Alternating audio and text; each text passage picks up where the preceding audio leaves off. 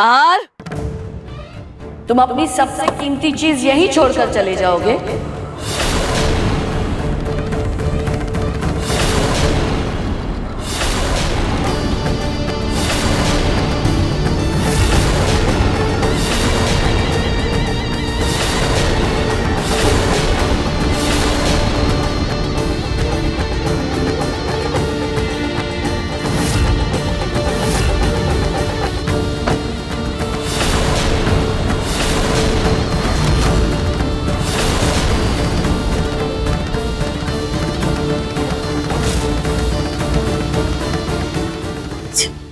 Please शांत हो जाइए।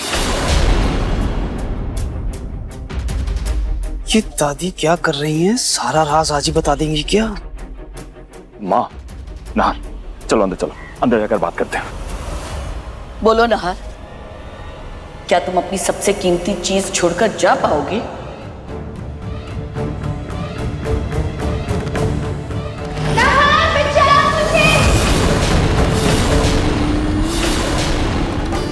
बोलो बोलो। पहले भी अग्नि के साथ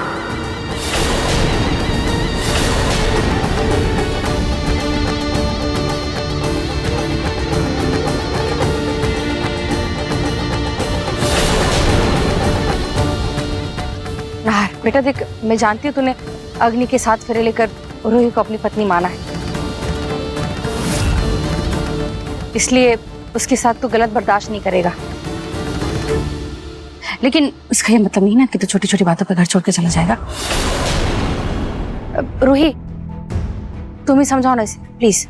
नाहर जी, मम्मी जी सही बोल रही हैं। घर में इतने सारे मेहमान हैं और आज गणपति की पूजा भी है।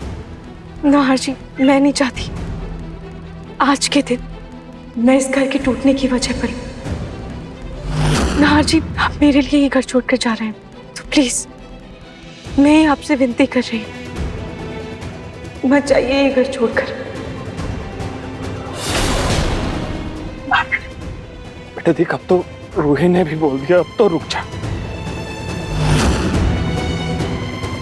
एक शर्त पर पापा,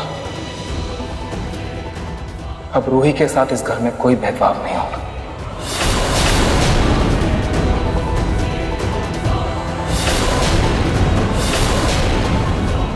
हाँ नाहर बेटा, मैं तुझसे वादा करती हूँ, रूही के साथ कुछ भी इस घर में अब गलत नहीं होगा, पक्का। हाँ।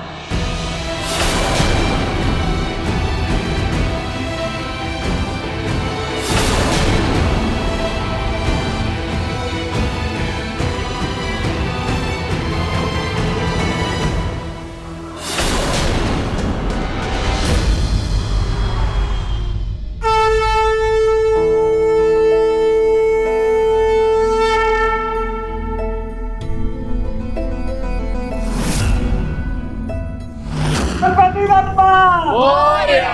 गणपति बप्पा मोरया!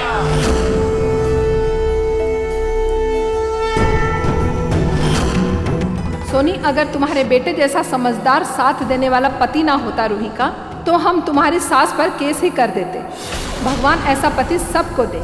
तुम्हारा बेटा आज के मर्दों के लिए मिसाल है। नाहर को देखकर रुक गए, वरना पुलिस को फोन करने ही वाले थे हम।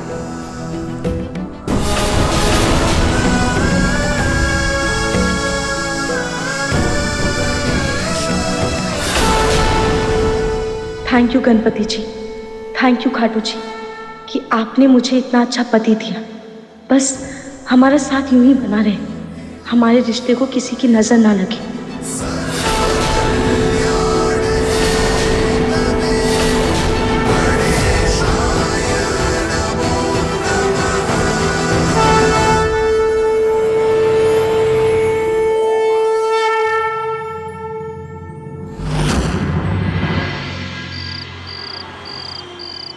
क्या सच्ची? मतलब नाहर जीजू तेरे लिए घर छोड़ रहे थे? हाँ जोई, तेरे सिवा पहली बार कोई ऐसा है जो मेरे लिए अपने पूरे परिवार से लड़ गए।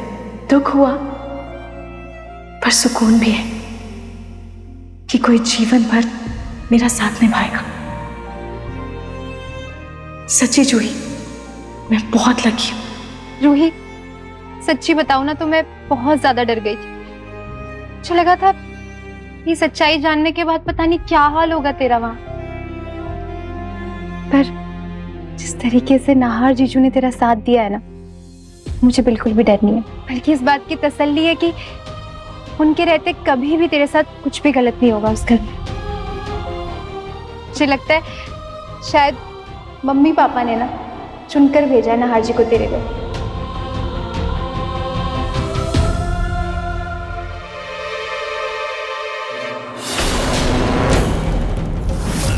बाकी कुछ का तो पता नहीं, पर ये रूही किस्मत तो रुचिता वाली ही लेकर पैदा हुई है, तभी तो इतना प्यार करने वाला पति मिला है।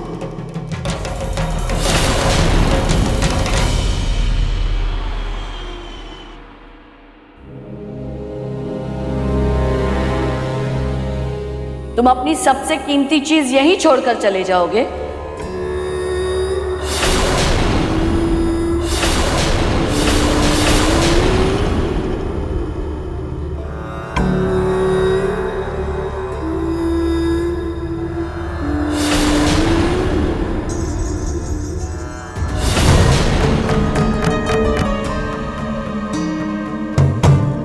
नाहर, तुम अपनी सबसे कीमती चीज यहीं छोड़कर चले जाओगे?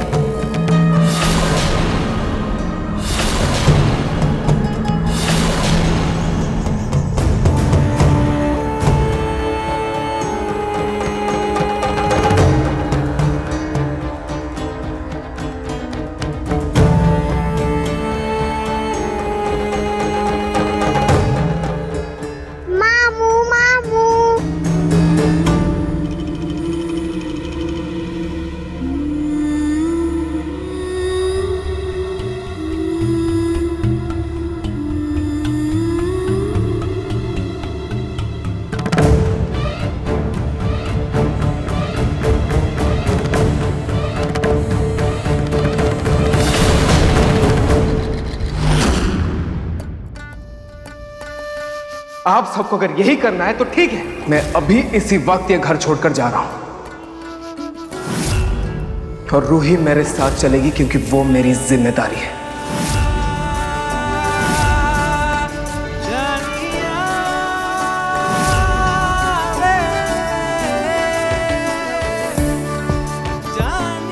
नहीं, ये नहीं।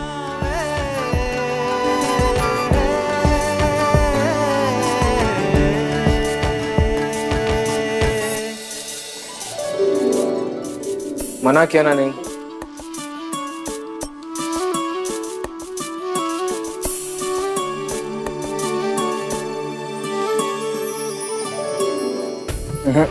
ये तो बिल्कुल भी नहीं।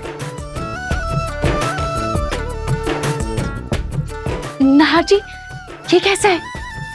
मैं ये झुमका पहन लूं? क्या? एक सेकंड मिश्रा जी, कुछ पूछ रहे हो मुझसे? कुछ नहीं। रूही, मुझे क्यों पूछ रही हो? तुम्हें अगर पसंद है तो पहन लो। हाँ मिश्रा जी। नहीं। अरे नहीं मिश्रा जी, सुबह बताया तो था आपको।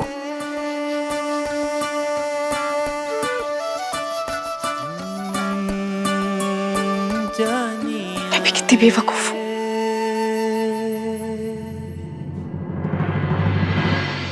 वैसे वो पहले वाले अच्छे थे।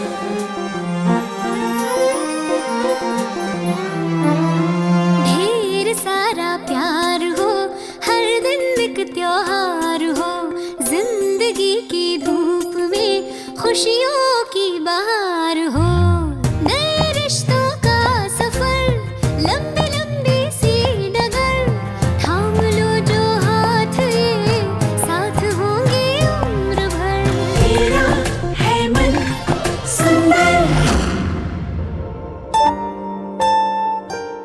नाहर जी मेरे लिए इतना कुछ करते हैं, मुझे भी उनके लिए कुछ करना चाहिए। और अपनी दीदी बता रही थी कि आलू का हलवा उनका फेवरेट है। एक काम करती हूँ, उनके लिए वही बना देती हूँ। अरे वाह, आलू का हलवा बना रही हूँ, नाहर को बहुत पसंद है। अच्छा रोही, उसमें कटे हुए बादाम और इलायची का पाउडर यहाँ से डालना, वो इलायची के दाने मत डालना, वो नाहर को बिल्कुल नहीं पसंद। जी mummy ji, thank you. Mummy ji, आपसे एक बात पूछनी थी। हाँ पूछो गुरु। वो मम्मी जी, कल दादी कौन सी कीमती चीज के बारे में बात कर रही थी?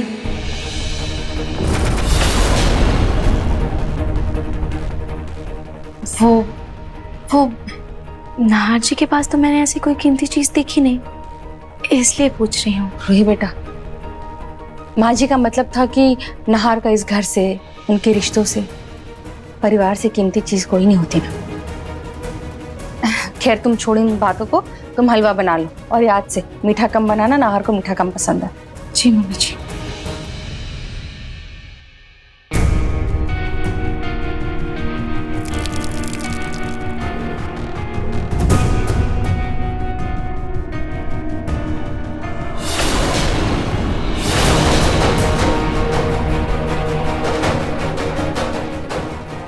आज सबकी आंखों का तारा बनी घूम रही है ये लड़की।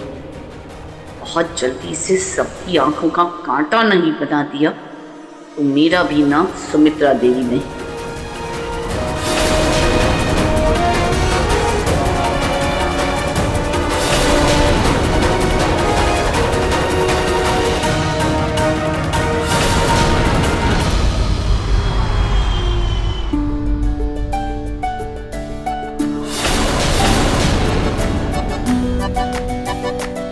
अरे वाह, आज तो नहार भैया का फेवरेट आलू का हलवा बना है।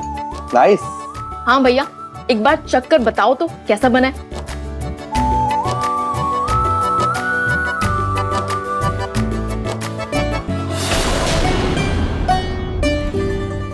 अच्छा बना।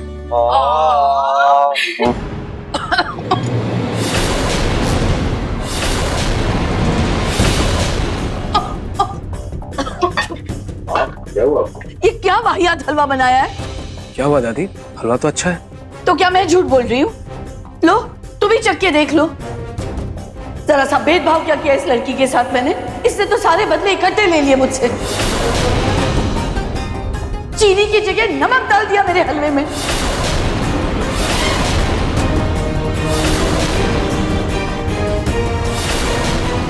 नहीं दादी, मैंने तो ऐसा कुछ भी नहीं किया है और मैंने सबके लिए एक ही हलवा बनाया है। हाँ दादी, हमारा हलवा तो मीठा है। हाँ? मतलब इसने जानबूझ के मेरा ही हलवा बिगाड़ा। लो तुम चख के देख लो इसे नाहर। इस उम्र में झूठ बोल के हंगामा करने की जरूरत नहीं है मुझे।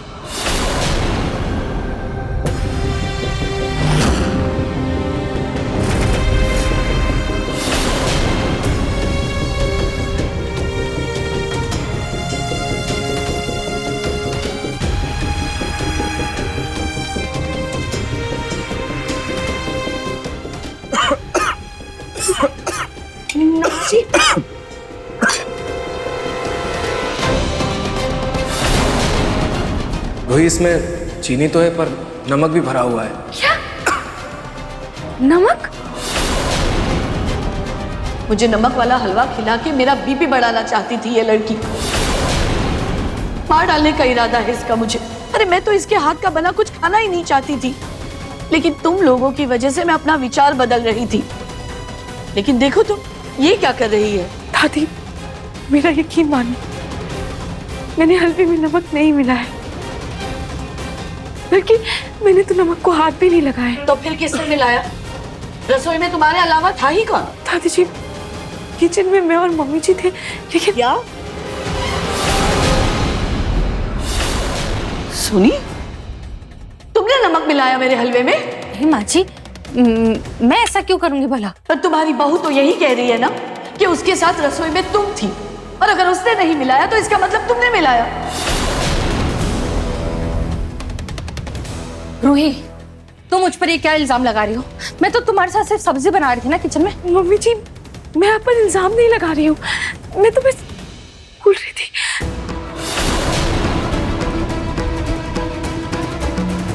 सॉरी दादी जी, शायद मुझसे ही कोई गलती हो गई होगी, मुझे माफ कर दीजिएगा। वाह वाह वाह, पहले तो तुम अपनी गलती ना मानकर अपनी सास पे इल्जाम लगा रही थी, और अब सास के गुस्से के डर से अपनी गलती मान रही हो। तुम दोनों सास बहू मिलकर मेरे खिलाफ कोई साजिश कर रही हो ना? नहीं माँ जी, हम ऐसा क्यों करेंगे? दादी प्लीज बात को आगे नहीं बढ़ाते हैं। छोटी माँ, आप बोले थे कि आप सब्जी बना रही थी। हो सकता है नमक गलती से हलवे के कटोरी में चला गया हो। नहीं, हाँ बिल्कुल हो सकता है। नहीं नाहर, मैं हलवे में नमक भला क्यों डालूंगी? नहीं नहीं छोटी माँ, जानबूझकर नहीं, लेकिन गलती से हो सकता है ना।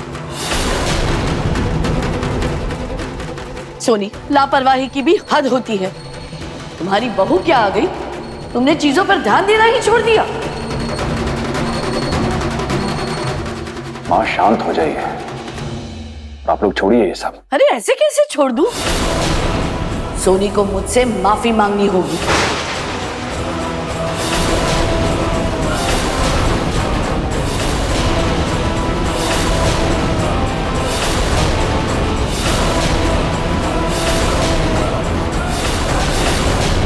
हाँ माँ जी, गलती से हलवे में नमक पड़ गया होगा, मुझे माफ कर दीजिए। नहीं मम्मी जी, गलती तो मुझसे भी हो सकती है ना। रूही, बात को यहीं खत्म करते।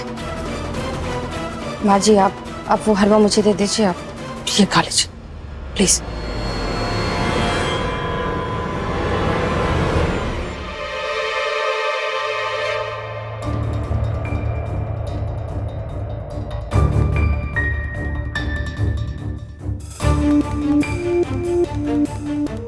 इतना तो मुझे यकीन है कि नमक मुझसे नहीं गिरा है।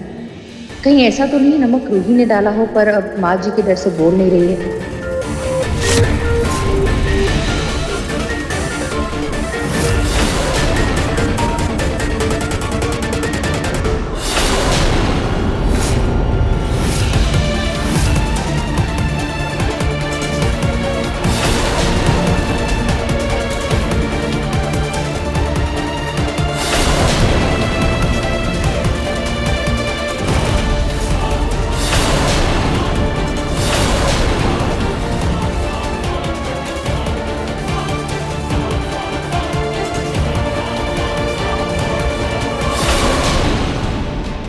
मेरी पुश्तैनी अंगूठी किसी काम तो आई। ये सोनी बहुत हितैषी बन रही है ना रूही की।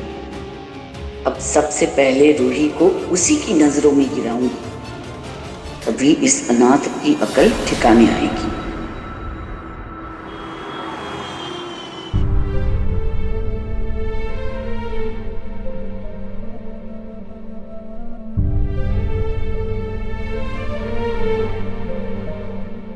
नाहर जी,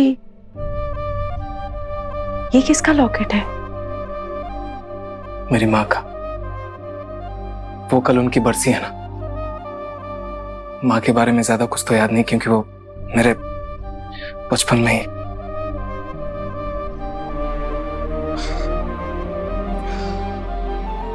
लेकिन रूही पापा कहते थे कि मैं बचपन में हमेशा माँ के साथ ही सोता था। मुझे उनके बिना नींद ही नहीं आती थी।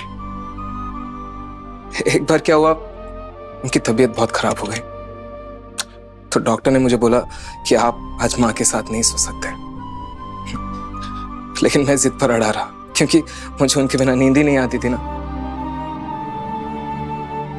और तब माँ ने मुझे ये लॉकेट दिया था और ये कहा था कि इस लॉकेट के जरिए मैं हमेशा तुम्हारे साथ रहूंगी, मेरे दिल के पास। और तब जाके मैं दूसरे कमरे में सोया था। लेकिन मुझे क्या पता था, उस दिन के बाद मैं हमेशा के लिए उनसे दूर सोऊंगा।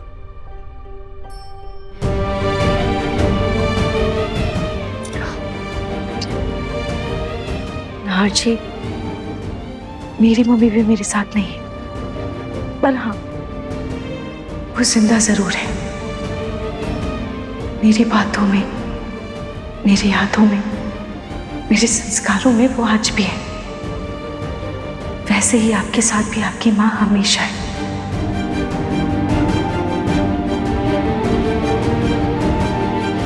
वैसे बहुत देर हो गई, आप सो जाइए। रूही, मैं आशी को लेके आया। मैं आशी को लेने गई थी, लेकिन वो आज मम्मी जी के साथ ही सो गई है। मम्मी जी के साथ सो गई? ऐसे कैसे मम्मी जी के साथ सो गई? वो तो मेरे साथ सोती है ना। मैं लेकर आता हूँ। नाहर जी,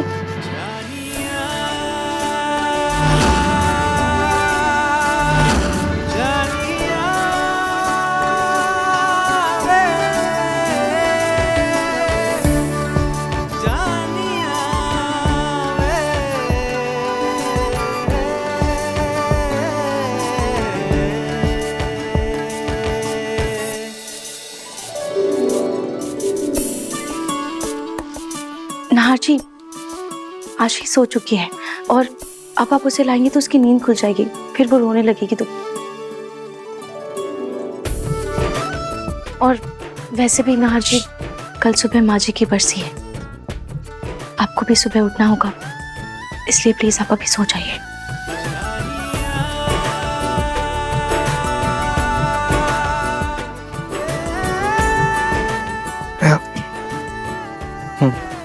ठीक है।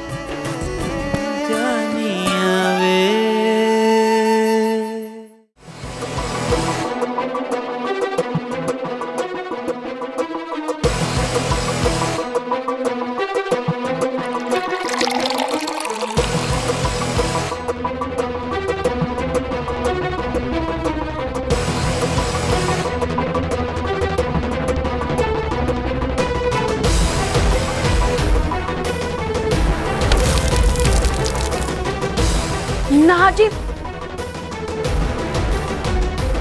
नाहर जी आप ठीक तो हैं? हाँ, मैं तो ठीक हूँ, लेकिन ये बिस्तर पूरा गीला हो गया। ये नाहर जी ने जानबूझकर तो नहीं किया?